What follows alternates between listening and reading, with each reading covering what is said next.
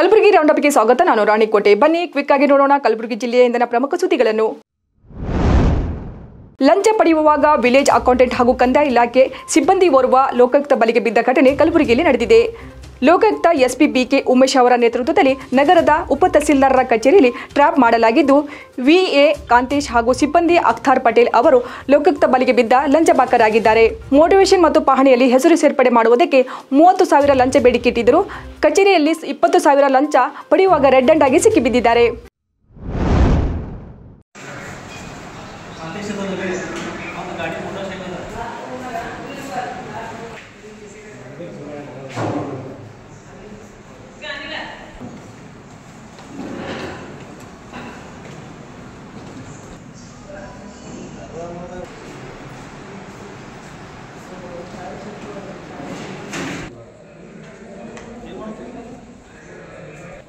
GP चाहिए हमारे GP क्या था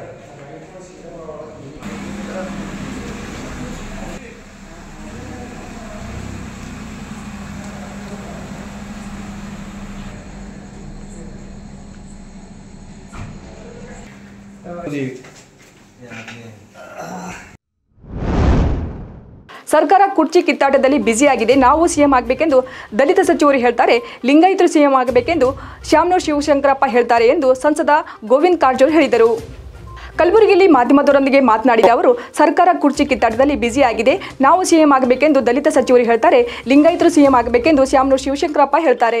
ಮತ್ತೊಂದೆಡೆ ಸತೀಶ್ ಜಾರಕಿಹೊಳಿ ಸಹಿತ 3 ತಂಡಗಳು ಸಿಎಂ ಕುರ್ಚಿಗಾಗಿ ಕಿತ್ತಾಟ ನಡೆಸುತ್ತಿವೆ. ಅಭಿವೃದ್ಧಿಯನ್ನು ಮರೆತು ಕೇವಲ ಕುರ್ಚಿಗಾಗಿ ಕಿತ್ತಾಟ ನಡೆಸುತ್ತಿವೆ. ಇದೇ ರೀತಿಯಲ್ಲಿ ಮುಂದುವರೆದರೆ 3 ತಿಂಗಳಲ್ಲಿ ಈ ಸರ್ಕಾರ ಮನೆಗೆ ಹೋಗುತ್ತೆ ಎಂದು ಭವಿಷ್ಯ ನುಡಿದರು.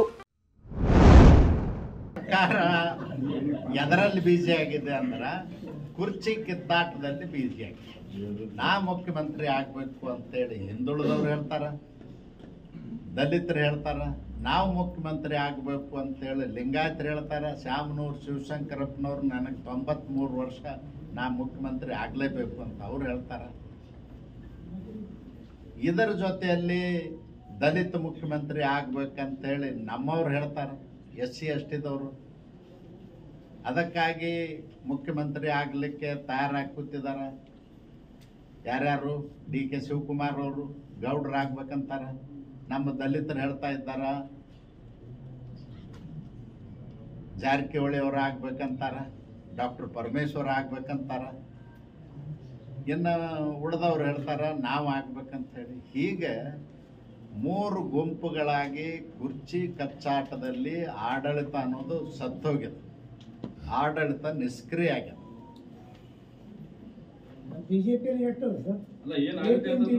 ಕ್ಲೈಮ್ಯಾಕ್ಸ್ ಇಷ್ಟೇ. ಇದೇ ರೀತಿ ಇನ್ನೊಂದು 2-3 ತಿಂಗಳು ಹೊಡೆದಾಟ ಆತಂದ್ರೆ ರಾಜ್ಯದಲ್ಲಿ ಕಾಂಗ್ರೆಸ್ ಸರ್ಕಾರ ಇರ್ಲಿಕ್ಕೆ ಸಾಧ್ಯ ಇಲ್ಲ. ಎಸ್, ನಾವು ನಮ್ಮಲ್ಲಿನೂ ಭಿನ್ನಾಭಿಪ್ರಾಯಗಳಿದ್ದಾವ. ನಮ್ಮೊಳಗೆ ಕಚ್ಚಾಡ್ತಾ ಇದ್ದೀವಿ. ಆ ಕಚ್ಚಾಟದೊಳಗನ ನಿಮ್ಮ ತೊಗರಿ ಹೋರಾಟ ಆಗಿಲ್ಲ.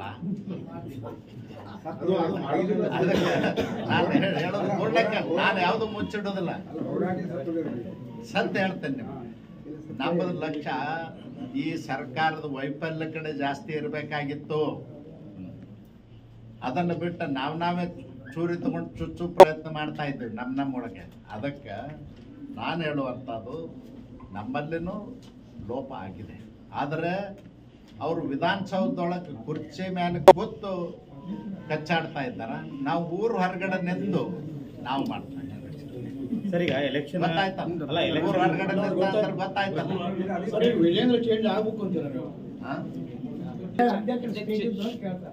ಇಲ್ಲ, ಈಗ ಅಧ್ಯಕ್ಷ ಆಗೋದ್ರ ಬಗ್ಗೆ ನಮ್ಮ ಹೈಕಮಾಂಡ್ ಹೇಳ್ಬೇಕಾಗ್ತದ. ಸುಮ್ಮನೆ ನಾವ್ಯಾರ ಏನಾರ ಹೇಳಿದ್ರೆ ಅದಕ್ಕೆ ಅರ್ಥ ಇರೋದಿಲ್ಲ. ಅದಕ್ಕೆ ನಾನು ವ್ಯಾಖ್ಯಾನ ಮಾಡೋದಿಲ್ಲ. ಯಾಕಂದ್ರೆ ನಮ್ದು ಹೈಕಮಾಂಡ್ ಸಮರ್ಥವಾಗಿದೆ. ಈ ಸಮಸ್ಯೆನೂ ಪರಿಹಾರ ಮಾಡ್ತದ, ಈ ನಮ್ಮೊಳಗೆ ಭಿನ್ನಾಭಿಪ್ರಾಯನೂ ಪರಿಹಾರ ಮಾಡ್ತದ. ಆ ಕಡೆ ನಿಟ್ಟಿನಲ್ಲಿ ನಮ್ಮ ನಾಯಕರು ದೆಹಲಿಯವರು ಗಮನ ಹರಿಸ್ತಾರೆ. ಯಾಕಂದ್ರೆ ಈ ಲೋಕಸಭಾ ಚುನಾವಣೆ ಮುಗಿದ ಮೇಲೆ 3 ರಾಜ್ಯಗಳಲ್ಲಿ ಚುನಾವಣೆ ಆಯಿತು. 3 ರಾಜ್ಯದಲ್ಲಿ ಭಾರತೀಯ ಜನತಾ ಪಕ್ಷ ಅಧಿಕಾರಕ್ಕೆ ಬಂದದ. ಮುಂದೆ ಯಾವುದೇ ಚುನಾವಣೆ ಆದ್ರೂ ಭಾರತೀಯ ಜನತಾ ಪಕ್ಷನೇ ಬರ್ತದೆ. ದೇಶದ 30 ರಾಜ್ಯಗಳಲ್ಲಿ ಭಾರತೀಯ ಜನತಾ ಪಕ್ಷನೇ ಅಧಿಕಾರಕ್ಕೆ ಬರ್ತದೆ ಮುಂಚೆ. ರಾಜ್ಯ ಕಾಂಗ್ರೆಸ್ ಸರ್ಕಾರ ದಲಿತ ಜನಾಂಗಕ್ಕೆ ಮೀಸಲಿಟ್ಟ ಎಸ್ಸಿ, ಎಸ್ಪಿ ಮತ್ತು ಟಿಎಸ್ಪಿ ಹಣವನ್ನು ದುರ್ಬಳಕೆ ಮಾಡಿರುವುದನ್ನು ಖಂಡಿಸಿ ನಗರದಲ್ಲಿ ಬಿಜೆಪಿ ನಾಯಕರು ಬೃಹತ್ ಪ್ರತಿಭಟನೆ ನಡೆಸಿದರು. ಸಂಸದ ಗೋವಿಂದ ಕಾರಜೋಳ ಅವರ ನೇತೃತ್ವದಲ್ಲಿ ನಗರದ ಎಸ್ವಿಪಿ ವೃತ್ತದಿಂದ ಜಿಲ್ಲಾಧಿಕಾರಿ ಕಚೇರಿವರೆಗೆ ಬೃಹತ್ ಪ್ರತಿಭಟನೆಯನ್ನು ನಡೆಸಿದ ಬಿಜೆಪಿ ನಾಯಕರು ರಾಜ್ಯ ಸರ್ಕಾರದ ವಿರುದ್ಧ ಘೋಷಣೆ ಕೂಗಿ ಆಕ್ರೋಶವನ್ನು ವ್ಯಕ್ತಪಡಿಸಿದರು.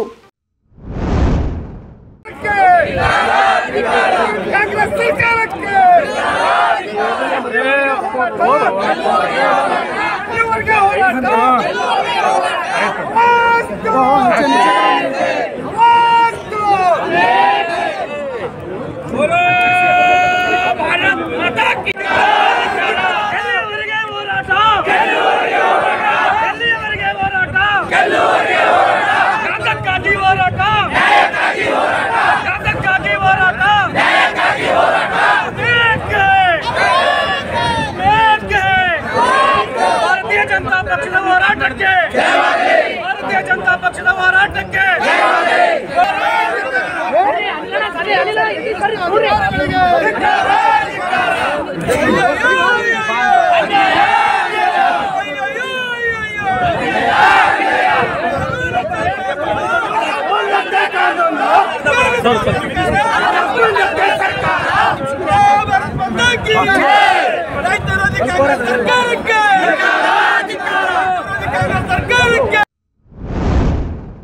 ಕಲ್ಯಾಣ ಕರ್ನಾಟಕ ಭಾಗದ ಪ್ರಮುಖ ಬೆಳೆಯಾದ ತೊಗರಿ ಬೆಳೆ ನೇಟೆ ರೋಗದಿಂದ ಸಂಪೂರ್ಣವಾಗಿ ಹಾಳಾಗಿರುವುದರಿಂದ ಸೂಕ್ತ ಪರಿಹಾರ ನೀಡುವಂತೆ ಆಗ್ರಹಿಸಿ ಕಲಬುರಗಿಯಲ್ಲಿ ವಿವಿಧ ರೈತ ಸಂಘಟನೆಗಳಿಂದ ಎತ್ತಿನ ಬಂಡಿ ಹಾಗೂ ಟ್ರ್ಯಾಕ್ಟರ್ಗಳೊಂದಿಗೆ ಬೃಹತ್ ಪ್ರತಿಭಟನೆ ನಡೆಸಲಾಯಿತು. ವಿವಿಧ ರೈತ ಸಂಘಟನೆಗಳ ನೇತೃತ್ವದಲ್ಲಿ ನಗರದ ವೀರಶೈವ ಕಲ್ಯಾಣ ಮಂಟಪದಿಂದ ಡಿಸಿ ಕಚೇರಿವರೆಗೆ ಎತ್ತಿನ ಬಂಡಿ ಟ್ರ್ಯಾಕ್ಟರ್ನೊಂದಿಗೆ ಬೃಹತ್ ಪ್ರತಿಭಟನಾ ರ್ಯಾಲಿ ನಡೆಸಿ ಸರ್ಕಾರದ ವಿರುದ್ಧ ಘೋಷಣೆ ಕೂಗಿ ಕಿಡಿಕಾರಿದರು.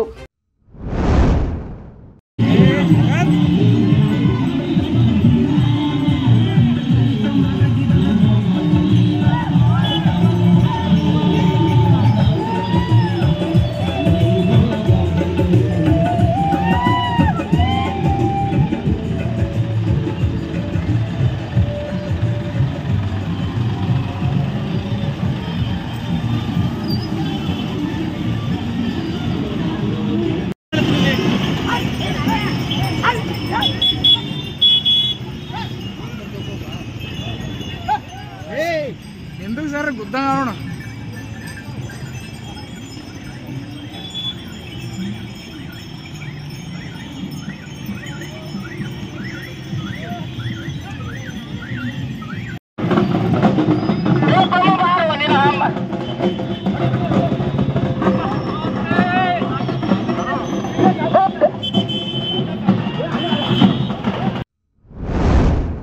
ಚಿತ್ತಾಪುರ ಪಟ್ಟಣದ ಪುರಸಭೆ ಕಾರ್ಯಾಲಯದಲ್ಲಿ ಪುರಸಭೆಗೆ ನೂತನ ಅಧ್ಯಕ್ಷರಾಗಿ ಆಯ್ಕೆಯಾದ ಅನ್ನಪೂರ್ಣ ನಾಗಪ್ಪ ಕಲ್ಲಕ್ ಹಾಗೂ ಉಪಾಧ್ಯಕ್ಷರಾಗಿ ಆಯ್ಕೆಯಾದ ಅತಿಯಾ ಬೇಗಂ ನಜ್ಮುದ್ದೀನ್ ಅವರು ಅಧಿಕಾರ ಸ್ವೀಕರಿಸಿದರು.